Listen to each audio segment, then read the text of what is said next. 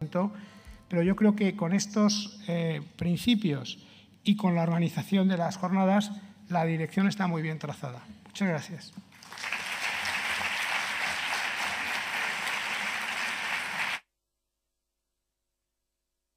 Muchas gracias, ministro, por sus palabras. Sin duda tenemos una jornada de trabajo apasionante por delante. Así que tras esta inauguración damos paso a la primera mesa de trabajo que tiene el título Datos, privacidad y seguridad. Un debate que nos va a invitar a reflexionar sobre la disponibilidad de grandes conjuntos de datos y el uso de la inteligencia artificial. Dos argumentos que, aunque son esenciales para el diseño de soluciones que mejoren el bienestar social, también, por otro lado, pues conllevan algunos riesgos de seguridad en el entorno virtual, en Internet. Y para abordar este debate, invito, por favor, a subir al escenario a Íñigo de Miguel, investigador Ikerbasket en la Universidad del País Vasco, a Charo Sábada, catedrática de Comunicación de la Universidad de Navarra, y Rodolfo Tesone, presidente emérito y fundador de Enatic.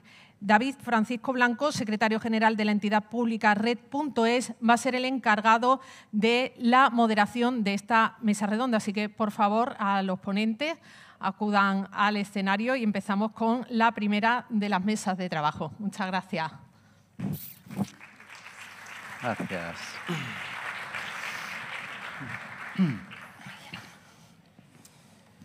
Buenos días y bienvenidos a esta primera mesa de reflexión sobre los datos, la privacidad y la seguridad. La verdad es que es un auténtico privilegio y un placer estar hoy aquí, en este magnífico teatro, no solo por la belleza, sino por el simbolismo y la historia que entraña este lugar. Yo estoy de acuerdo con las palabras del ministro, que ha dicho que no podíamos haber escogido un lugar mejor. Era buena idea cuando lo pensamos en Red, pero ahora, estando aquí, esto se confirma.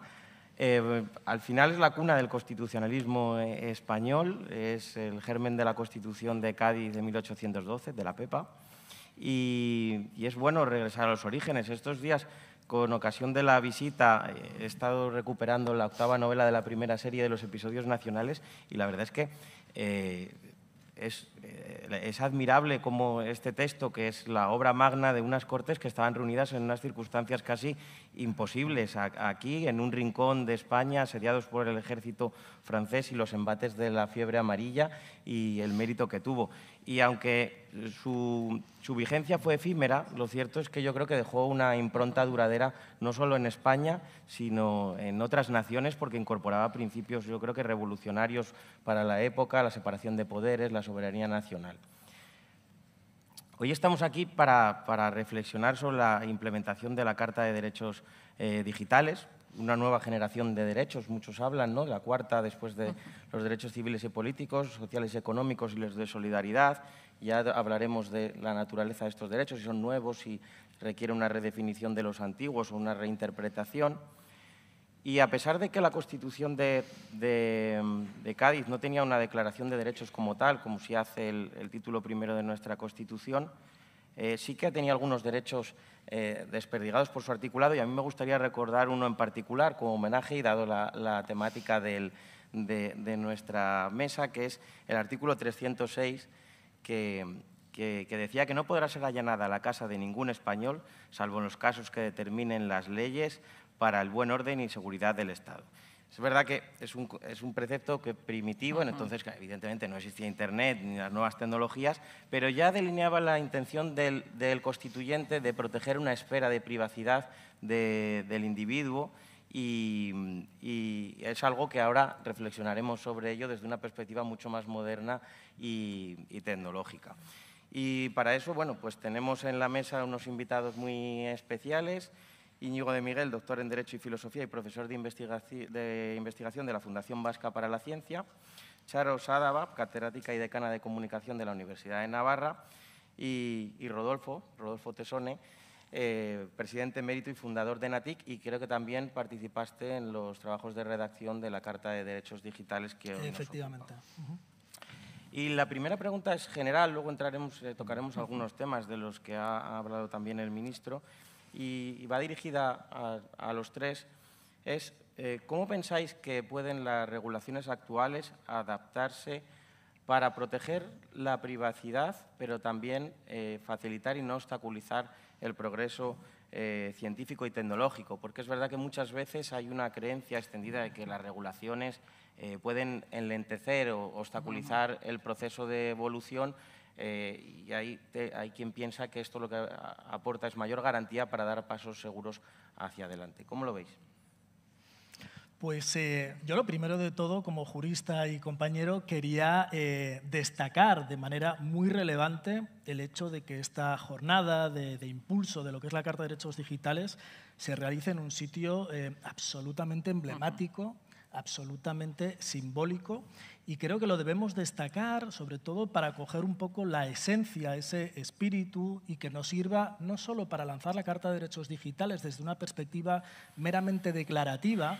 Aprovecho para lanzar un afectuoso abrazo a todos los compañeros miembros de la redacción de la Carta.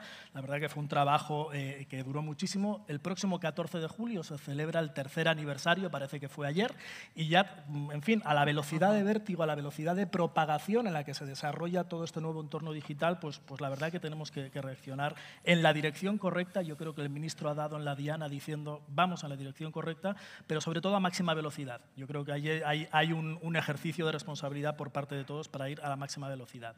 Y respondiendo un poco a tu pregunta, yo lanzo al auditorio y lanzo a la reflexión, ya que este es un foro para compartir reflexiones.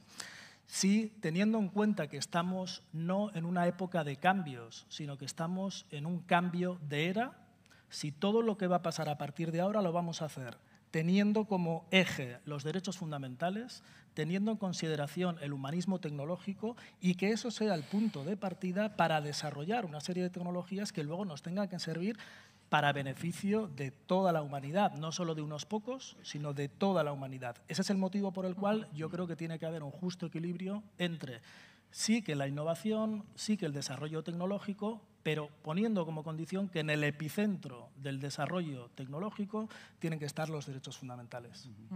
Sí, yo un poco siguiendo con lo que decía Rodolfo, y utilizando el ejemplo o la imagen que usaba el ministro del barco en el mar, ¿no? Creo que compaginar estas dos, o sea, la necesidad de regular para proteger, para hacer valer los derechos digitales y al mismo tiempo no obstaculizar, requiere tensión, ¿no? Y vivimos en un cambio de época, y hay una frase que se ha hecho famosa, ¿no? Dice, tenemos que acostumbrarnos a que lo más permanente que vamos a vivir es el cambio, ¿no? Y tenemos que acostumbrarnos a vivir en el cambio. Y yo añadiría, en este ámbito concreto, tenemos que acostumbrarnos a vivir en la tensión. O sea, en la tensión porque decisiones que se toman no van a ser comprendidas, van a ser discutidas por las empresas porque efectivamente enlentece sus procesos, por los ciudadanos porque añade puntos de fricción a su experiencia y eso les hace, ¿no?, que también haga más lenta su satisfacción o la búsqueda de su satisfacción. Entonces hay que tener claro el rumbo, hay que saber que lo que se quiere proteger es muy valioso, hay que saber comunicarlo en positivo. Creo que esta es una tarea que, vamos, que hay que sí, en la que tenemos que invertir todo lo posible. O sea, estamos trabajando para hacer una sociedad mejor, para que las personas vivan mejor, ¿no? Y efectivamente eso a veces requiere tomar decisiones que van a requerir parar un poco, ser un poco más lento aquí, pero espera porque lo que va a llegar… Entonces esto es muy difícil porque es contracultural, ¿no? Estamos en medio de una tormenta y no lo facilita el hecho de que todo el mundo nos adelante por la derecha, ¿no? Pero creo que estamos en un viaje sin duda apasionante. Bueno, pues complementando un poco lo que decíais vosotros, ¿no?, intentando responder a tu pregunta. Yo entiendo que es muy difícil encontrar ese equilibrio. Al final hay dos maneras de aproximarte a eso, ¿no? Una es confiar en que bueno, puedes dar poder a las personas para decidir qué hacen. Pensamos que somos seres adultos, maduros, nada conspiranoicos y tenemos mucho tiempo, o podemos ser realistas e ir a otra aproximación que por lo menos la complemente, ¿no?, que es la de decir, mira, probablemente no vamos a saber individualmente qué debemos hacer porque no tenemos información suficiente, pero entonces hay que introducir muchas garantías para que, si vamos a empezar a hacer las cosas de determinadas maneras, aseguremos que nadie salga perjudicado, que ese es un asunto fundamental. Esa es la aproximación que yo he visto que ha tenido lugar en la regulación europea en muchos sentidos. El Reglamento General de Protección de Datos introducía garantías, pero era muy empoderante en el sentido de decir vamos a intentar dar muchos derechos a los ciudadanos para que puedan ver, ¿no?, que efectivamente tienen poder.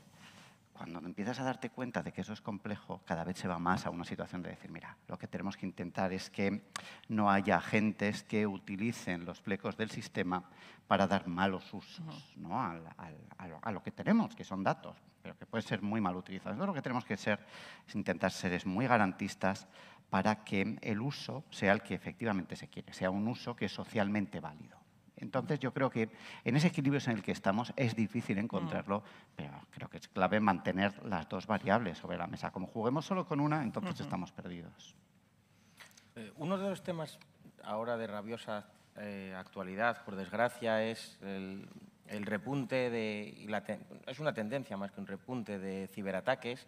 Hemos conocido algunos por afectar a entidades pues entidades reconocidas, entidades bancarias recientemente, del sector de la energía, y que quizá generan una sensación de inseguridad o de alarma, de que parece que nadie está a salvo. Así lo indica también la memoria anual de Fiscalía, que apunta a esa tendencia global de crecimiento del crimen en la red, lo llaman criminalidad informática, y el último informe de Seguridad Nacional también, que da cuenta de que el Centro Criptológico Nacional pues, ha registrado casi 1 millón de ataques en un mes, con un crecimiento del 20% con respecto del año anterior. Parece una tendencia. Rodolfo, ¿qué crees que podemos hacer desde la esfera pública y también desde la esfera privada para reducir las brechas de seguridad?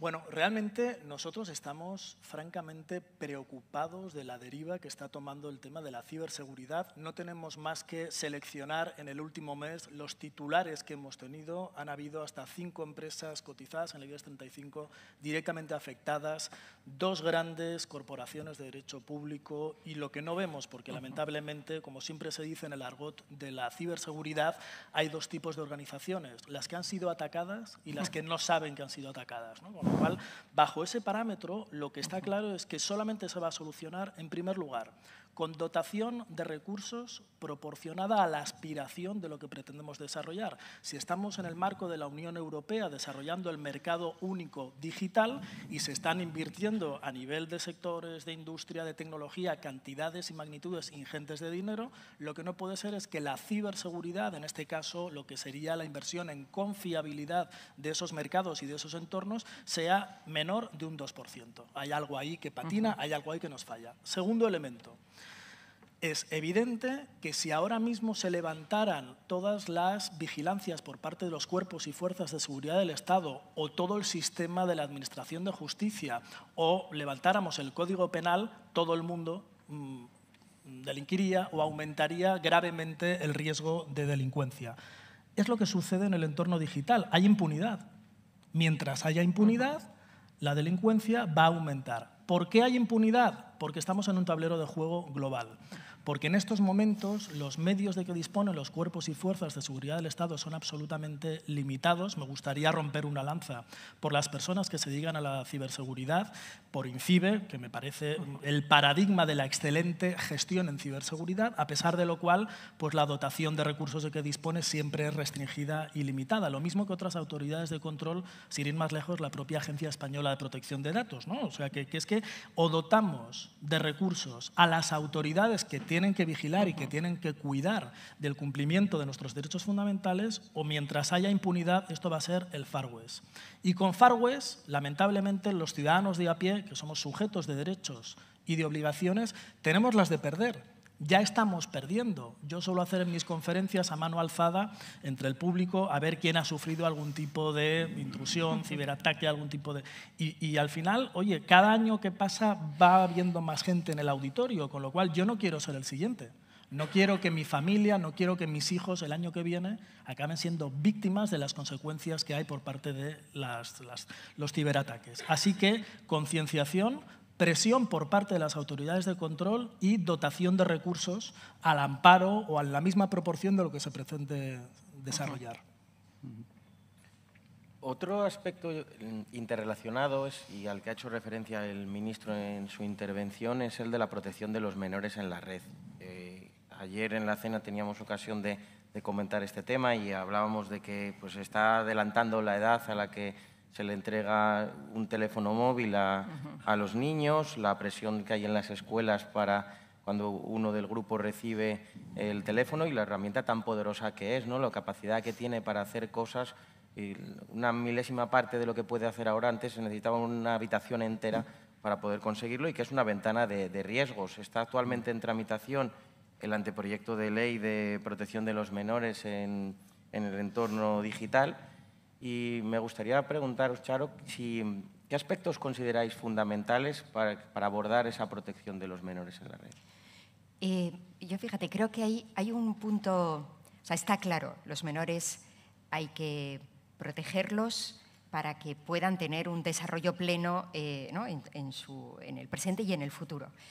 En el año 2020, las Naciones Unidas aprobaron el Comentario General 25, que hacía una revisión de la Declaración Universal de los Derechos del Niño, donde incluían la perspectiva del mundo digital y ampliaban todos esos derechos también al entorno digital, de manera que las Naciones Unidas y todos los países que han firmado o que se adhieren a esa declaración reconocen, ¿no? Sean más o menos conscientes de ello, que los niños y las niñas en el entorno, en el mundo, y también eso incluye el entorno digital, tienen el derecho a aprender, a disfrutar seguros, ¿no? Por lo tanto, aquí, o sea, ese es un punto de partida que creo que es positivo en la medida en que reconoce la realidad, ¿no? La realidad que viene por ese acceso a veces excesivamente precoz, pero real, en cualquier caso está ahí, ¿no? Entonces creo que de nuevo, ¿no? Y siguiendo, creo que aquí las palabras claves son las mismas, ¿no?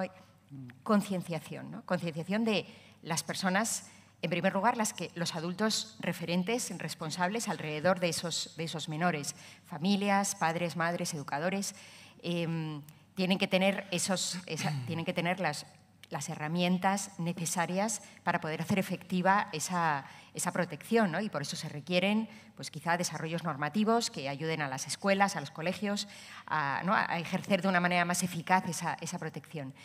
Pero también creo que o sea, una cosa que reconoce ese Comentario General 25 es que el menor es sujeto de derechos y hay que reconocer también su capacidad de participar y de tener algo que decir, hay que escuchar su voz.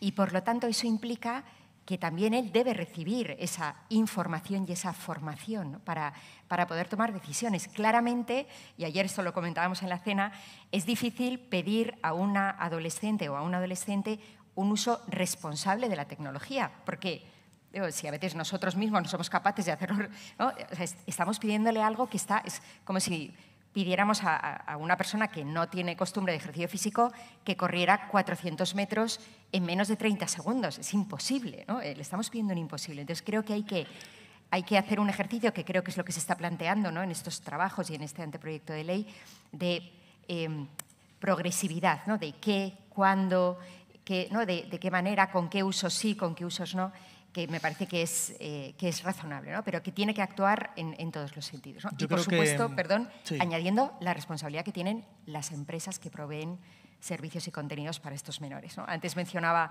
también el ministro, pero, por ejemplo, en Inglaterra ha funcionado el safety by design, ¿no? La seguridad por diseño, ¿no? Y lo que es muy fácil en el diseño es terriblemente caro y complicado a posteriori. Entonces, creo que ahí, y en este caso es una práctica de autocontrol. O sea, pero Yo creo que Charo ha dado en la diana, ha dado en el clavo, porque hablamos de lo que sería un primer estadio de concienciación, sensibilización, un segundo estadio de educación, de formación, y ahí yo creo que desde las bases es fundamental, pero al final hay un tercer elemento que es el empoderamiento también de los menores.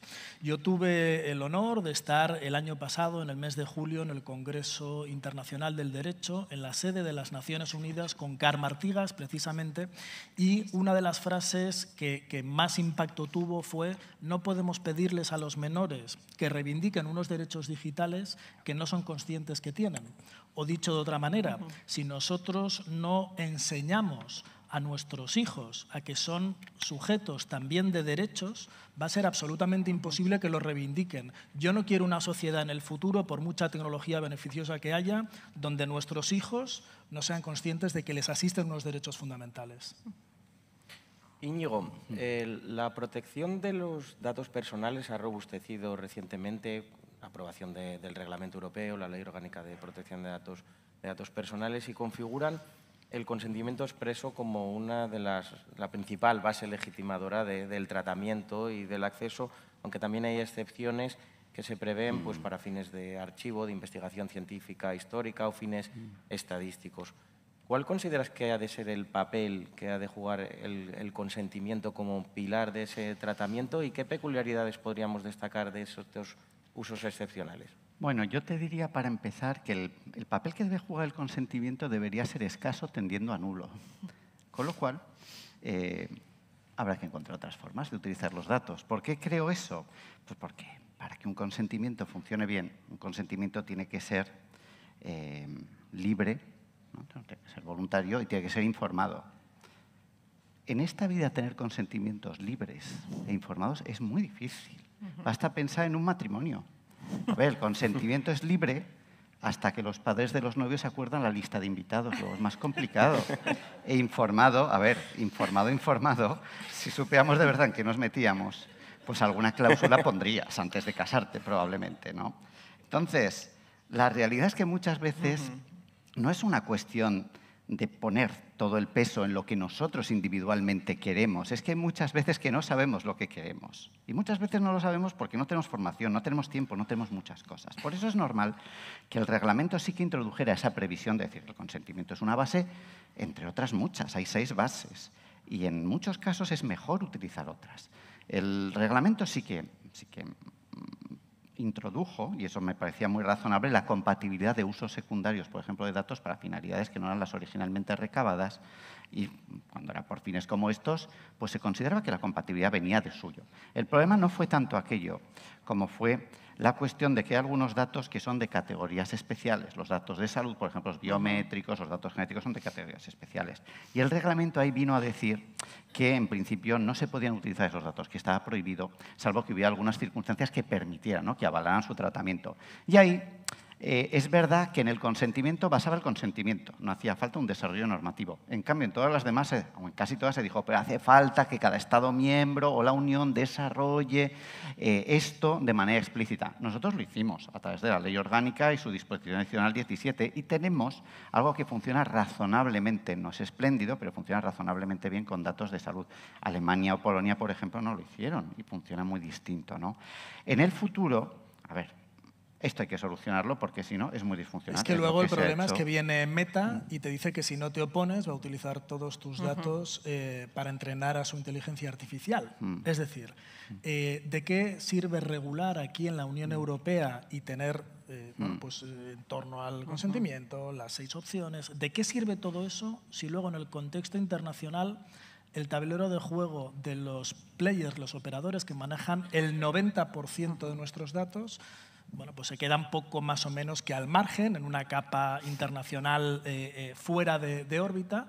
A nosotros, que estamos en la capa hacia abajo, digo, a nosotros, a nuestras organizaciones, se nos pide un esfuerzo, una dedicación, una dotación de recursos para tratar de adecuarnos a esa normativa, para tratar de respetar los derechos, pero luego resulta que se produce una situación de competencia desleal absoluta, donde, bueno, pues los chinos ya vemos qué tipo de derechos fundamentales defienden, y en Estados Unidos pues abogan por el libre mercado por encima de esos derechos individuales, ¿no? Entonces, o nos ponemos todos de acuerdo ya que estamos dentro de un mismo mercado, o si no, aquí los que queremos hacer bien las cosas estamos penalizados a futuro. Y esa es la dialéctica que tiene que haber. Realmente no tiene sentido regular para nosotros si los estados, con toda la materia militar, con toda la materia de seguridad, con determinadas excepciones, o las grandes multinacionales, se quedan fuera de la regulación. Eso sí que no tiene ningún sentido. Y es lo que está pasando. Otro tema importante.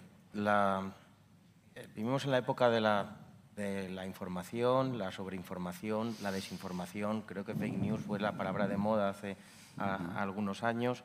Hablábamos antes, y me ha gustado, Rodolfo, que dice los dos perfiles en ciberseguridad, ¿no? El que le han atacado y el que no sabe que le han atacado, y la importancia de la alfabetización y la concienciación. Y hay una anécdota que me gusta contar, le gusta mucho, está el director general de Red aquí sentado y le gusta mucho que la cuente. Como se está retransmitiendo en directo, diré que es la madre de un amigo.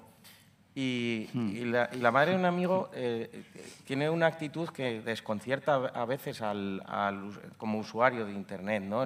Estaba hace poco en comercio electrónico y decía, oye, pues, ¿por qué no compras esto por Internet? No, porque no me fío, no veo algo raro, seguro que no me llega igual o me engañan para que pague. Y había una desconfianza. Pero en cambio le llega un mensaje del banco y le da todas las claves, porque dice, no, es que es el banco el que me lo está diciendo. No, es que claro.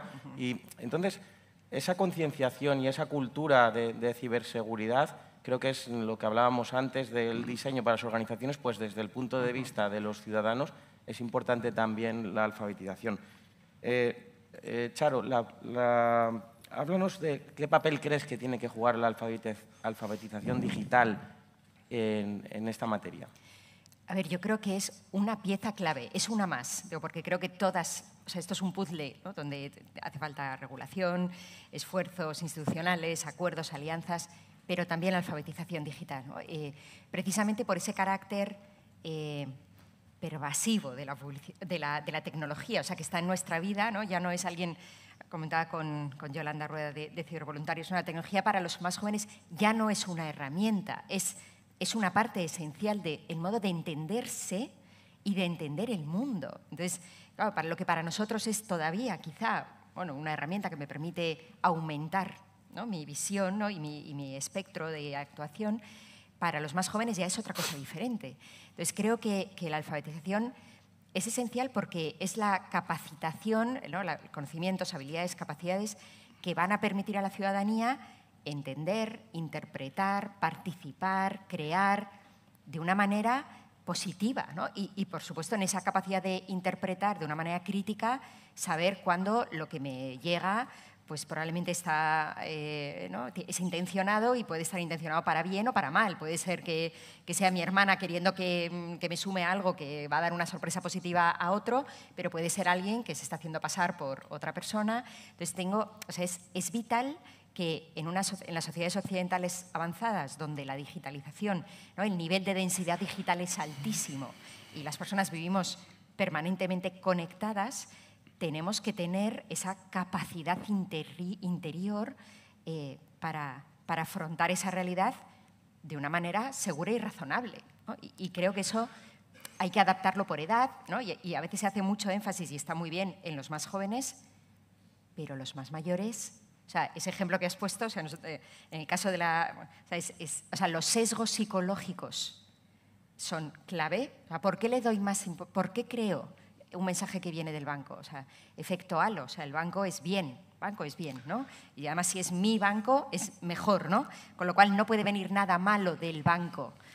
Claro, pero es que si se nos rompe esa expectativa de veracidad, se nos rompe todo, porque estamos en un mercado que debe ser necesariamente confiable.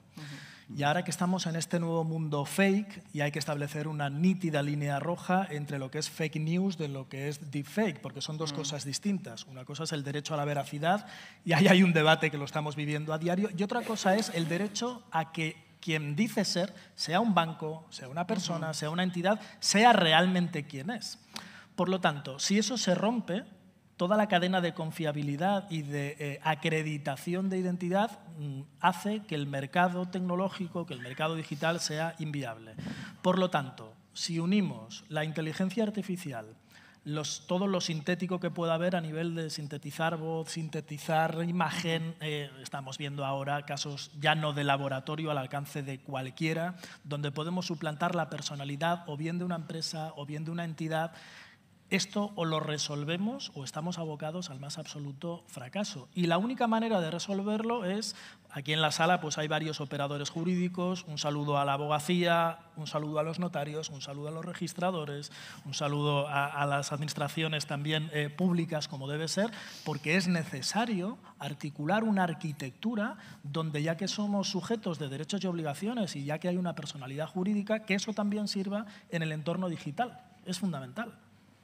Íñigo, aun a riesgo de pisar un poco la mesa siguiente, ¿qué implicaciones puede tener el tema de moda, la aparición de la inteligencia artificial desde el punto de vista filosófico y ético y de cualquier naturaleza en el tratamiento de los datos personales?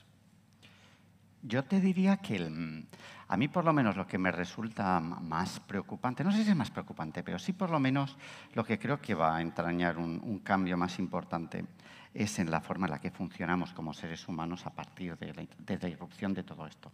Intento explicar por qué. Nosotros como seres humanos, bueno, para empezar, somos perezosos, no somos animales que trabajemos porque sí.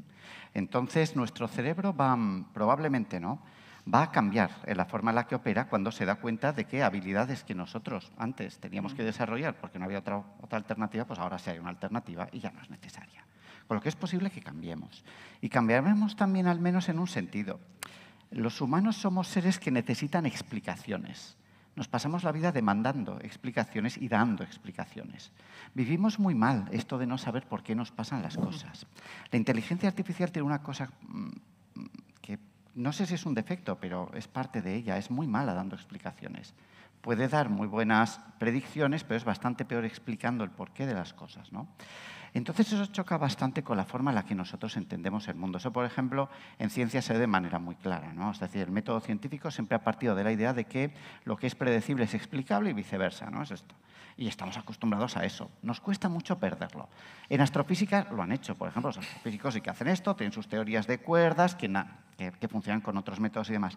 No importa demasiado porque no nos afecta mucho y porque no entendemos nada y damos por sentado que en esas esferas no vamos a entender.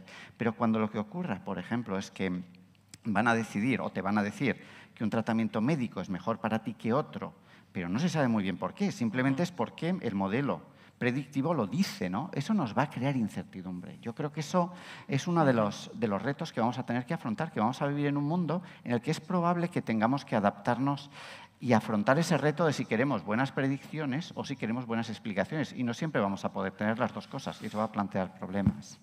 Yo, en este sentido, estamos en este foro. Me parece un foro absolutamente relevante y trascendental para apretar el botón de pausa entre todos, hacer un ejercicio de reflexión colectiva y al menos que seamos conscientes de que alguien tiene que pilotar lo que va a suceder.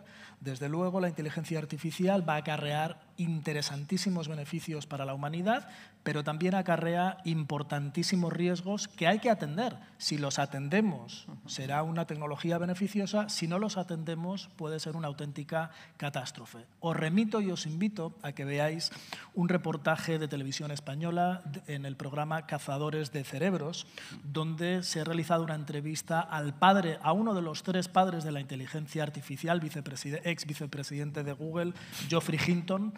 Y si este señor está preocupado y si este señor nos avisa de que la singularidad, que es que la inteligencia artificial puede tomar decisiones de manera autónoma, sin necesidad ya del ser humano, que además habrá competencia entre los diferentes grandes módulos de inteligencia artificial general, que además entre ellos, en el momento en el cual trasciendan a la parte física mediante robots y van a poder articular cosas e intercambiar información, no nos vamos a 20 años. Él está diciendo que del orden de 5 o 10 años ya vamos a estar ahí. Señores, o nos anticipamos o el tsunami es tan grande que nos va a devorar. Entonces yo creo que hoy es un día relevante para que entre los que nos estáis escuchando, los que estáis presentes, desde luego todo el colectivo de la Carta de Derechos Digitales, con más de 250 organismos, instituciones, personas relevantes, nos tenemos que unir y tenemos que intentar anticiparnos a ese futuro para atender esos riesgos y potenciar los beneficios. Pero en estos momentos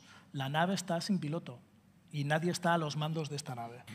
Relacionado con lo que estáis diciendo, ¿qué medidas creéis que pueden ser importantes para garantizar en la toma de decisiones automatizadas los derechos fundamentales de las personas? Bueno, a ver, en esto yo tengo mis dudas, ¿no? Yo no tengo miedo a decisiones automatizadas realmente. O sea, yo no tengo problemas en que se tomen decisiones automatizadas. Lo que pasa es que espero que sean decisiones que respondan bien a mis intereses. A ver, yo lo que quiero es ser feliz, ¿no? O sea, cuando te dicen esto tan famoso, ¿tú qué quieres ser? ¿El filósofo y tal o el cerdo feliz? Yo cada vez, conforme voy cumpliendo años, cada vez quiero ser más el cerdo realmente, ¿no?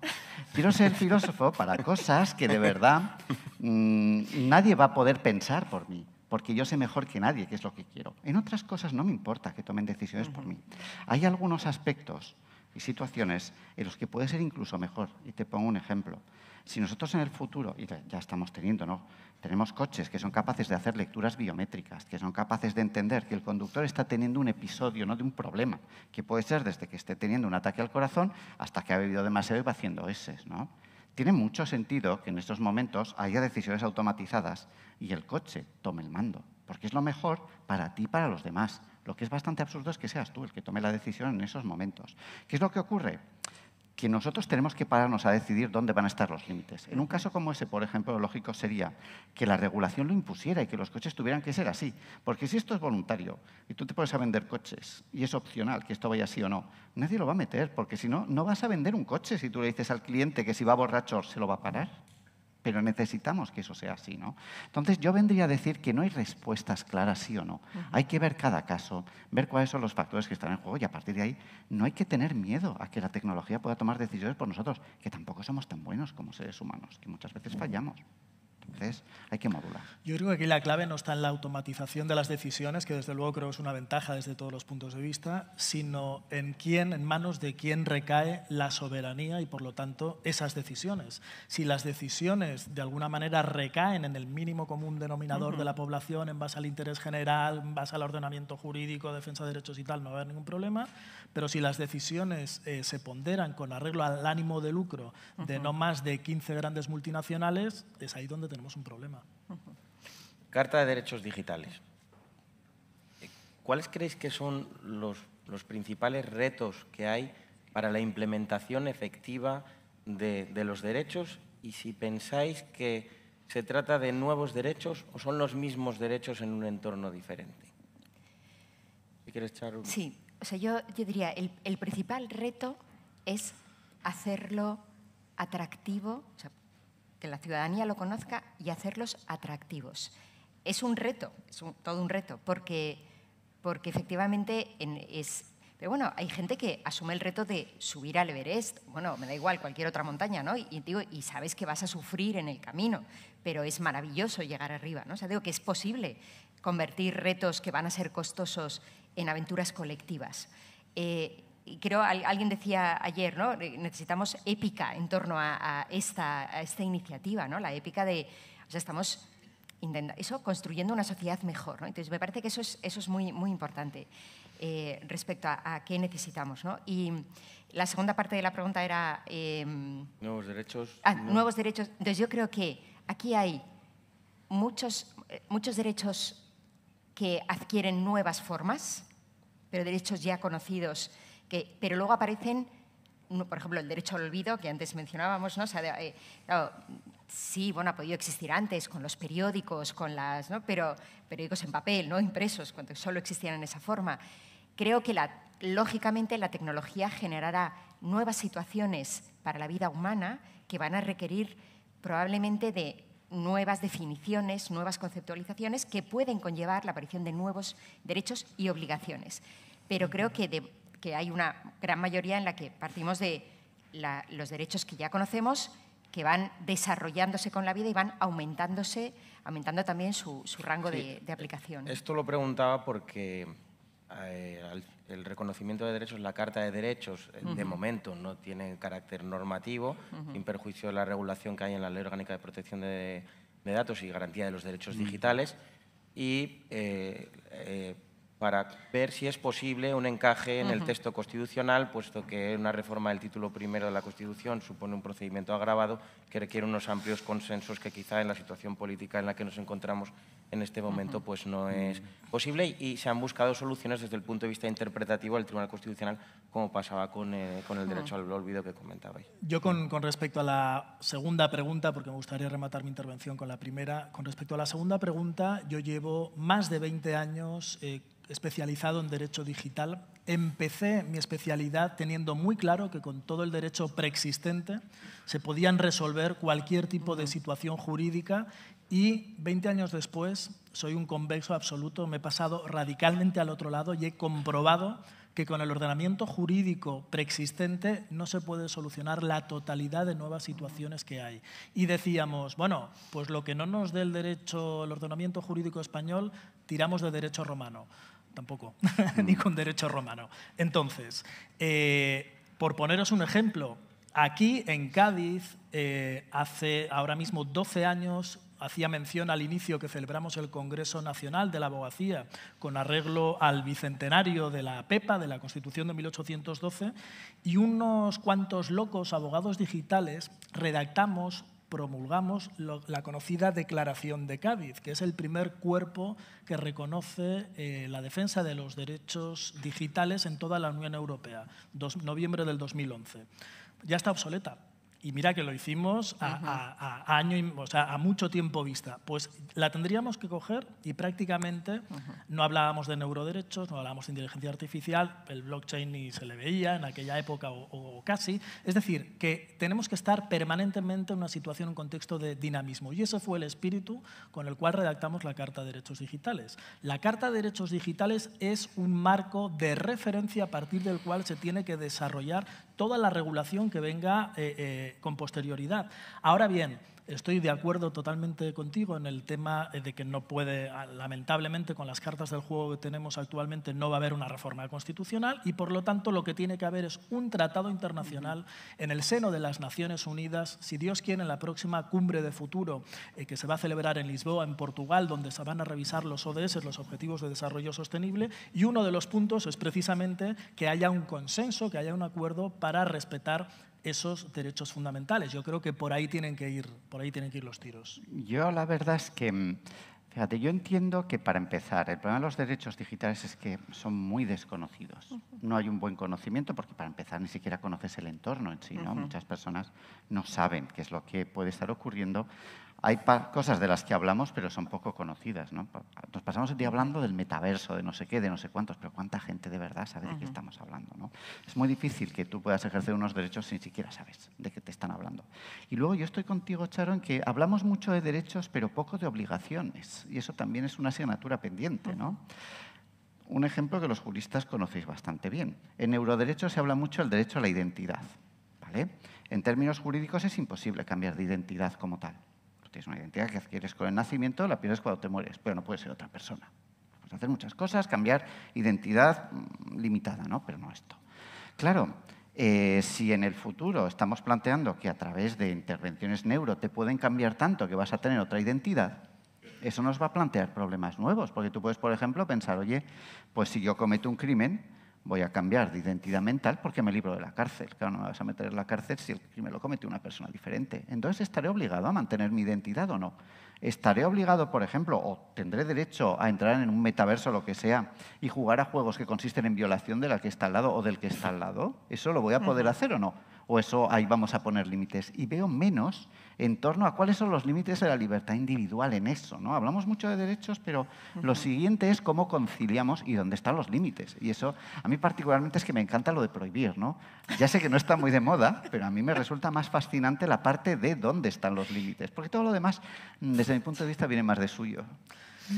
Yo, por responder a la primera parte de tu pregunta, me parece clave el tema de la Carta de Derechos Digitales. Rápidamente, ¿qué es lo que necesitamos? En primer lugar, concienciación individual. Cada uno de los que estamos aquí tenemos que reivindicar los derechos digitales. En segundo lugar, por parte de las organizaciones, tienen que ser conscientes de que esto tiene que ser una prioridad absoluta. No se puede procrastinar con los derechos digitales ni con el cumplimiento normativo. Y en tercer lugar, las administraciones públicas tienen que dar ejemplo. No puede ser que se nos pongan obligaciones al sector privado y que luego las administraciones públicas, por falta de recursos o por lo que sea, no cumplan.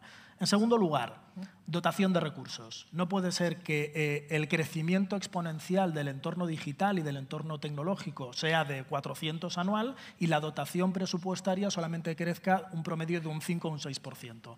Y tercero y último, y para eso estamos hoy aquí, la unión hace la fuerza. Yo fui el que dije lo de épica ayer, recordarás, y me parece que si no ponemos el ingrediente de épica, si no ponemos el ingrediente de humanismo, si no ponemos el ingrediente de unirnos entre todos, de que cuando salgamos de aquí es cuando empieza realmente el reto y tenemos que potenciar entre todos la Carta de Derechos Digitales, y que para eso, desde la SEDIA y desde Red.es, se están haciendo unos esfuerzos titánicos, considerables, con una dotación de recursos importante, para que todos los agentes y operadores que estamos en el tema podamos empujar, pues si tenemos la velocidad de crucero necesaria, yo creo que lo vamos a conseguir.